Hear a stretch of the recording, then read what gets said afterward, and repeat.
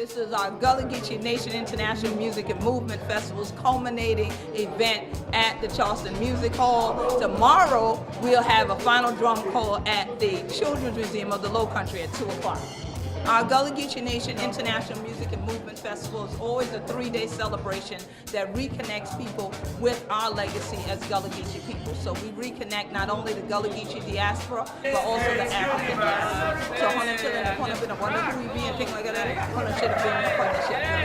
our culture as Gullah Geechees has been misrepresented for decades, and it's still being done. It's been exploited. And so we have this festival so that native Gullah Geechees can tell our own story, because the only person who's really an expert on a story is the person that lives it.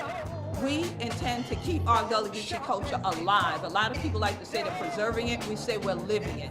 And so this festival gives an opportunity for you to see how we live it and then to help support our efforts going forward to keep it alive. We always have very positive responses. We have an international community here. We had people joining here from Africa, from Barbados, from Israel even, to be here to support us. And so the festival continues to grow and be a blessing to people around the world. I'm very proud because when I first started doing the work about Gullah Geechee folk, a lot of people told me, oh no, yeah, we haven't want to do it, but yeah, they people like that. Oh, good God. They didn't want people to hear us the way that we talk. And now they realize the world celebrates the way we talk. The world celebrates who we be and things like that. So I am very proud to be a pioneer in regards to this.